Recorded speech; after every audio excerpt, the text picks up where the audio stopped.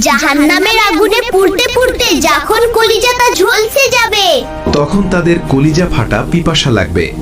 যখন জাহান্নামীরা জাহান্নামের আযাব ভোগ করতে থাকবে, তখন তাদের কলিজা ফাটা পিপাসা লাগবে এবং তখন তারা এতটাই ক্ষুধার্ত থাকবে, তখন তারা নিজেদের হাত পা চিবিয়ে খেতে থাকবে। কিন্তু তখন তাদেরকে খেতে দেওয়া হবে এক ভয়ঙ্কর ফল। সেই ফলের আকৃতি হবে শয়তানের মাথার মতো এবং স্বাদ হবে অত্যন্ত তিতা ও কাঁটাযুক্ত। ক্ষুধার কারণে জাহান্নামীরা সেটি খেতে চাইবে, কিন্তু তারা তা খেতে পারবে না। তখন ফেরেশতারা জোর করে তাদেরকে সেই ফল খাওয়াবে, যার ফলে তাদের ভেতরের নাড়িভুড়ি ছিঁড়ে যাবে এবং তাদের পিপাসা নিবারণের জন্য তাদের সামনে আনা হবে জাহান্নামের আগুনে ফুটন্ত পানি।